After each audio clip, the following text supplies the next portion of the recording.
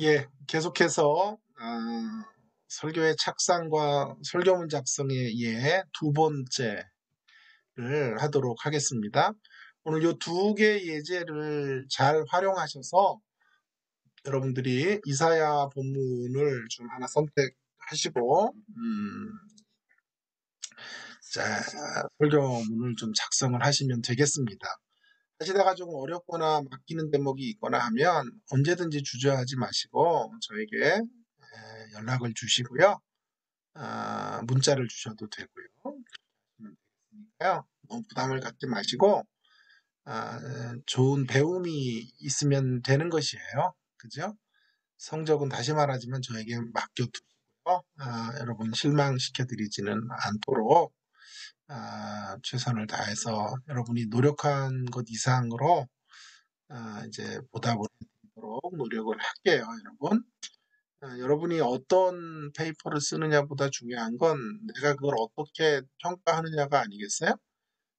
그래서 제가 박사과정에서 공부할 때 좀 자랑 같은 자랑이 아니지만 2년 동안 박사를 하기 논문을 썼는데 2년 만에 마쳤죠. 대단한 거 아니에요? 자, 그런데 이런 생각을 했어요. 제 선생님은 너무 좋은 분이었어요. 그래서 좀 외국인이 이제 다른 언어로 공부한다는 것에 대한 연민을 많이 가졌던 선생님이에요. 그 선생님도 이제 영국 사람인데 독일어로 박사를 쓰다가 너무 힘들었다 그래요. 그래서 저와 같은 세컨 랭귀지를 가지고 논문을 쓰는 사람들에 대한 국률이 있어요. 늘 자료를 찾아주시고 저가 논문이 다 잘 되도록 그렇게 얼마나 백방으로 노력을 해주시는지 몰라요. 그래서 사실은 학위 논문을 쓰게 된 거죠. 사실 그런 선생님 만났으면 2달 만에 써야 되는 건데 제가 부족해서 2년까지 가게 됐지만 그건 저의 부족이에요. 아, 그래서 제가 그 선생님에게 영향을 많이 받고 공부는 정말 제대로 시키되 성적 가지고 장난하고 너무 인색하게 성적으로 보복하고 뭐 그런 일은 하지 말자 이런 생각을 늘 하고 아, 사실은 그렇게 교수 생활을 지금까지 했죠. 그래서 이런 생각이 들더라고요. 학생이 아무리 유능해도 선생님이 학기 안 내주려고 하면 받을 사람이 없고 학생이 아무리 무능해도 선생님이 학위를 내주려고 하면 못 받을 학생이 없다. 이 말을 기억하시고요. 여러분 힘드시죠? 사실 많이 인터넷 강의도 힘들고 하시지만 그러나 최선의 노력을 다 해주세요. 힘들어도 노력하는 모습만 보여주시면 제가 여러분의 능력이나 여러분의 페이퍼의 질보다 그런 노력의 흔적들을 귀히 여기고 그것을 소중하게 점수로 환산해 드리도록 하겠습니다. 자, 두 번째 본문 이런 순서로 여러분이 하시면 되겠죠? 설교의 구성의 개요들 아까 했던 것처럼 제목이 좀 멋있어요. 거룩한 치우침으로. 괜찮죠?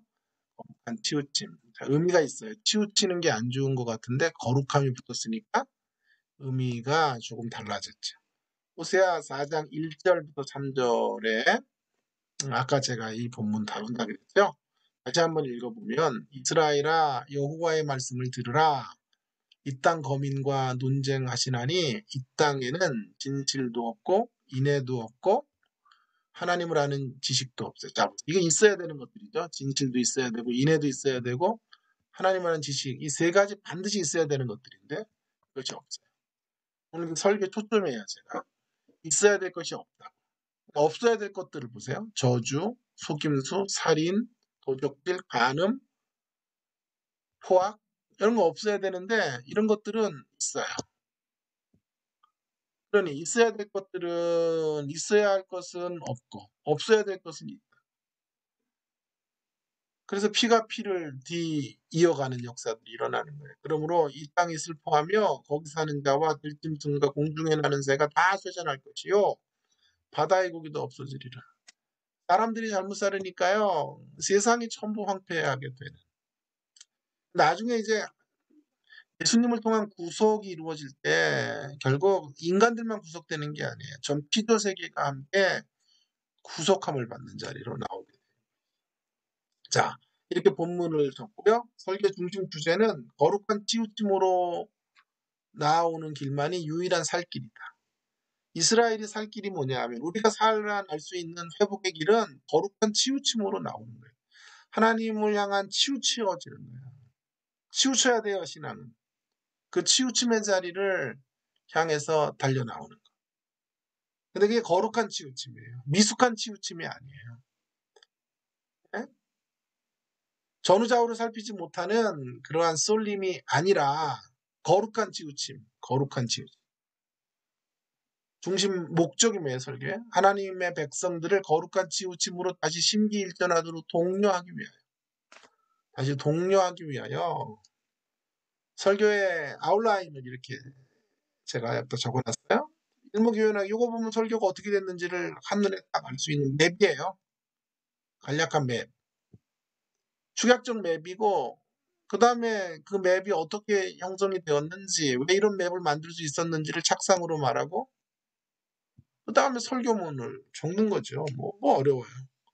자, 서로는 중도의 미학이 필요할 때 중도가 매우 귀한 거죠. 중도가. 중립에 쓴다는 거. 여기저기에도 휘둘리지 않는다는 거죠. 그런 면에서 귀한 거예요. 그런데 중도의 미학이 중간에 선다는 것은 아니에요. 중간에 서는 건 위험할 때가 있어요. 중간은 어중간함이에요. 어중간이에요. 우리나라 말 기가 막혀요, 진짜. 어중간이에요, 어중간. 어중간. 제일 싫은 사람이에요. 어중간해요. 이것도 아니고 저것도 아니에요. 중도는 귀한 거죠. 예? 중립은 귀한 거죠. 공평한 거죠. 좌나 우로에 쏠리지 않고 예수님의 시각. 중도죠. 그러나 중간은 이것도 아니고 저것도 아닌 거예요. 자기 편리를 따라 이쪽에 이기심을 따라 판단하고 진영 논리에 빠지는. 그 진영 논리에 빠지는 사람들을 보면 전부 밑바닥에는 자기 감정이 있어요. 자기가 뭔가 손해를 보면 당도 바꿔요. 이념에 줄선다라고 하는 게 자기의 이득과 관련이 있다. 이익과 관련이 있죠. 뭐가 정의로운 것인가가 아니라 뭐가 하나님의 뜻인가 보다. 뭐가 나에게 유익한가를 기준으로 좌나 우로 서 있는 거잖아요. 그는 아주 나쁜 중간이라고요. 그런 이야기를 하고 싶어요. 본론은요. 첫 번째 대지는 우리 신앙의 문제점과 방향성을 하나씩 찾으려고 하는데 문제점은 거룩한 치우침이 부재한 것. 우리가 나가야 될 방향은 뭘까요? 그러면 친밀한 교제를 회복하는 방향으로 그래야 거룩한 치우침으로 나아갈 수 있겠죠. 본론이에요. 쏠려야 돼요. 쏠릴 때 이길 수 있어요. 하나님께 쏠려야 돼요. 하나님께 치우쳐야 돼요. 신앙은 중간에서 머물기가 아니라니까요. 하나님께 철저하게 붙들리는 거죠. 쏠림이라는 건 붙들림이에요. 붙들림의 자리로 나아가는 거죠. 이러한 이제 설교의 착상을 좀 어려워하더라고요. 자, 이러한 부분들을 가지고 제가 설교의 착상을 한번 간략하게 만들었는데 여러분은 좀 더 길게 한 페이지 가까이 좀 해야 되고 저는 예제를 이제 살짝 보여주는 거니까. 자, 호세아 1장, 4장 죄송합니다. 1절부터 3절이 강조하는 바는 이스라엘에게 세 가지 없는 죄의 목록인 진실, 사랑, 여호와를 아는 지식에 대하여 말하고 이스라엘에게 마땅히 없어야 할 것들의 목록들, 있어야 될 것들, 근데 없는 것들과 없어야 할 것인데 있는 것들의 목록들을 대조시켜요. 아까 말했죠. 흥미로운 방식으로 이스라엘의 신앙을 이런 대조의 방식으로 도전하고 있어요.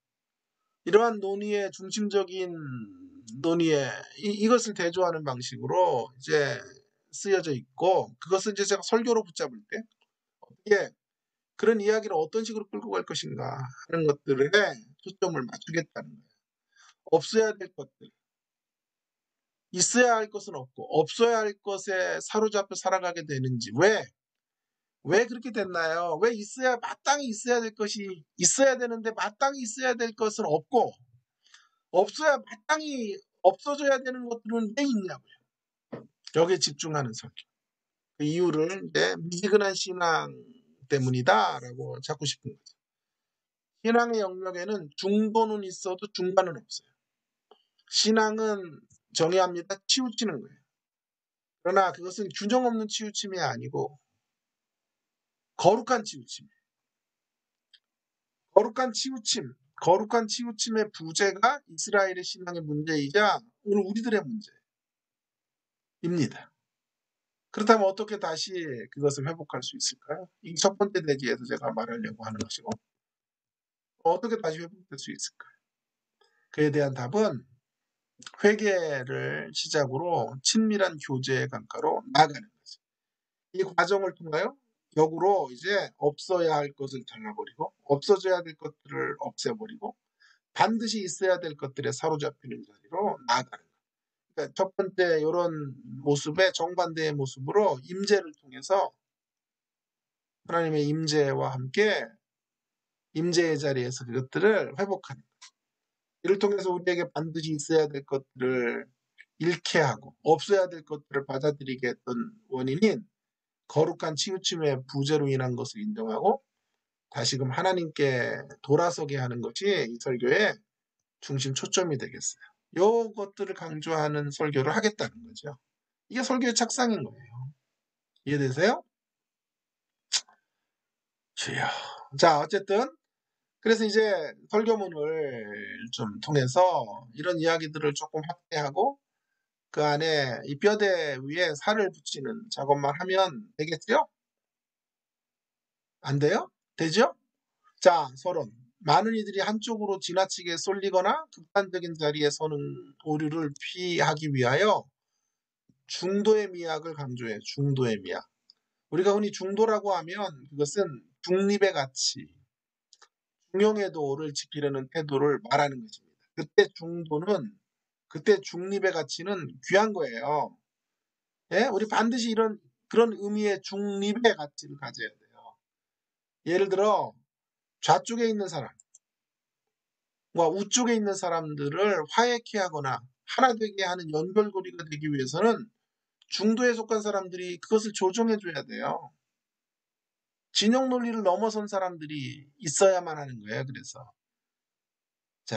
그래서 중도의 가치는 귀하단 말이에요. 그러나 중간에 서 있는 것은 이것도 아니고 저것도 아닌 카말레온식 어중간함. 제가 말했어요. 어중간함이 대단한 단어는 아닐까요? 자세를 취하거나 그저 중간에 머무는 것일 때가 있어요. 이러한 애매한 어중간함은 결단코 그리 좋은 의미가 아니에요. 어떤 분의 인터넷 카페에서 중간의 미학이라는 제목의 글을 읽은 적이 있는데 한번 보세요. 지나치게 과하면 없는 것만 못하다는 말이 있죠. 나이가 한 살, 두 살 더 들어가면서 가장 힘들게 공감하고 사는 일 같습니다. 너무 튀지도 말고 너무 찌그러들지도 말고 중간만. 너무 야단치지도 말고 너무 방임하지도 말고 중간만. 너무 많이 하지도 말고 너무 안 하지도 말고 중간만. 너무 잘난 척 하지도 말고 너무 모자란 듯 보이지 말고 중간만. 너무 많이 먹지도 말고 너무 안 먹지도 말고 중간만. 너무 만나지도 말고 너무 외면하지도 말고 중간만. 너무 욕심부리지 말고 너무 초연하지도 말고 중간만. 여러분은 중간의 미학에 대하여 어떻게 생각하세요? 중간의 미학. 중립의 미학이 아니라. 아니, 우리가 어떻게 생각하느냐보다 성경은 뭐라고 말할까요? 이에 대해서. 과연 성경은 이에 대하여 어떻게 우리가 나아가야 된다, 판단해야 된다고 말씀하십니까? 성경의 정신은 중도의 미학을 지지할까요? 아니면 중간의 미학을 지지할까요? 다시요. 중도의 미학입니까? 성경은 중간의 미학입니까? 성경은 분명히 말합니다. 성경은 중도 혹은 중립에 서 있는 균형을 강조하고 있는 것은 사실이지만 그렇다고 이것도 저것도 아닌 중간만을 유지하라고 말씀하시지는 않아요. 라우디게아 교회의 문제, 차든지 더없든지 해야 되는데 중간에 있어요. 주님이 미워하시는 신앙은 중간에 머물러 있는 미지근한 신앙이에요. 미지근한 신앙은 더 열정적인 곳에 발을 담그지 않는 적당한 거리둠의 종교생활이에요. 모태신앙자들이 주로 이런 자리에 많이 들어가요. 어릴 때부터 교회 문화권 안에서 자라서 자연스럽게 신앙생활을 하지만 그렇다고 주님을 향한 감각을 가지고 있지 않아요. 적극적인 열심을 내지도 않아요. 그저 중간만 하기를 원하고 뜨거운 신앙적 수준이 다소 낮은 사람들의 일시적인 감정, 뜨거운 신앙의 수준의 사람들이 그냥 일시적인 감정일 거다라고 취급해버려요. 그리고 그 길을 안 가요. 나도 다 해봤어. 이런 식의 태도로 가는 거죠. 보다 헌신되고 깊은 신앙의 자리로 뛰어들지 않아요. 이러한 미지근한 신앙의 문제점은 실질적인 신자로가 아니라 명목상의 신자로 살아가는데 익숙하게 만들어 놓는다는 사실에 있어요. 그리고 명목상의 신자의 삶은 사실은 중간을 유지하는 게 아니라 죄송하지만 명목상의 신앙은 중간을 유지하지 않아요. 점차로 열정이 식어져 가는 삶으로 나아가게 돼요. 미지근한 신앙으로 나아가게 되고 그것은 병들어 있다는 표현이에요. 오히려 성경이 요구하는 신앙은 치우치는 거예요. 진정으로 주님을 믿고 왜 이래 목소리가? 진정으로 주님을 믿고 살아가게 된다면 우리는 거룩한 치우침의 자리로 나아가게 될 거예요. 저는 이것을 균형 잡힌 치우침이라고 말하고 있어요. 균형 잡힌 치우침이란 언뜻 보면 모순되는 표현이에요. 치우치면 안 되는데 치우치라니까. 그러나 균형이 있어요. 어떻게 균형 잡고 치우칠 수 있어요? 그게 역설적 신앙이다. 오늘 호세아서 4장 1절 3절 이스라엘 특별히 10절까지가 큰 문단으로 봐도 되지만 이스라엘 백성들의 신앙은 한마디로 미지근함 그 자체예요. 우리가 궁금한 것은 그들의 미지근한 신앙의 결국인데 그들의 결국은 어떻게 됐죠? 열심을 내지 않아야 될 일에 열심을 내는 쪽으로 가죠. 중간에 서 있으니까 현상 유지를 하는 게 아니라 마땅히 취해야 될 것들을 취하지 못하고 없어야 될 것들을 취하는 자리로 나오게 돼요. 그래서 거룩과 치우침의 부재가 이렇게 중요한 문제예요. 그래서 오늘 말씀은 첫 번째 강조점은 신앙의 문제점으로 거룩과 치우침의 부재가 우리를 어디로 이끌어가는지를 밝힐 거예요. 다음으로 이 문제를 극복할 수 있는 대안적 진로를 모색하는 것이 답이에요. 우리의 신앙의 문제점은 첫 번째로는 거룩한 치우침의 부재인 거죠. 신앙의 세계에는 중간은 없다고. 중간의 미학은 통하지 않는다고. 올인하는 거예요, 하나님. 올인하지 않으면 세속화의 길을 갖는 거예요. 두 길밖에 없어요. 알곡이냐 쭉정이냐 두 길밖에 없어요. 열매를 맺느냐 열매를 맺지 못하느냐 두 길밖에 없어요. 그래서 성경은 말이야. 전력을 다하여 하나님을 사랑하고 이웃을 사랑하는 것 그것이 최고의 계명이라고 말씀하고 있는 이유가 바로 여기 있어요.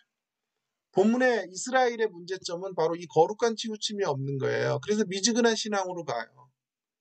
그래서 어떻게 돼요? 있어야 할 것은 없어지고 없어야 될 것들이 자리 잡게 돼요. 없어야 될 것들이 우리를 지배해요. 있어야 될 것들 아까 세 가지. 그 세 가지가 우리를 지배해야 되는데 그 세 가지가 사라져버려요. 그러니까 없어야 될 것들, 있어야 될 것은 진실이나 사랑이나 여호와를 아는 지식 같은 것들이 우리를 지배하지 못하고 우리 안에서 밀쳐내야 되는 것들이 우리를 지배하게 돼요. 그래서 안타까운 모습으로 그들은 살게 되었어요.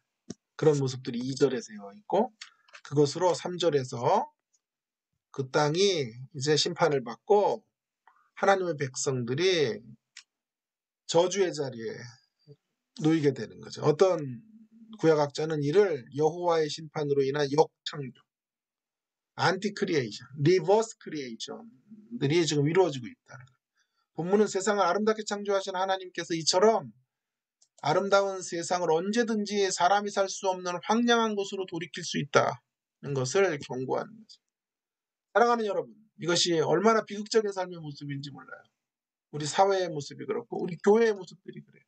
마땅히 있어야 될 것들이 아름답게 피어나지 못하고, 있어야 될 것들은 언제부터 사라져버리고, 없어야 될 것들이 우리를 지배하고, 우리 사회를 지배하고, 교회를 지배하고, 있어야 될 것들의 부재가 없어야 될 것들의 충만함으로 나타나요.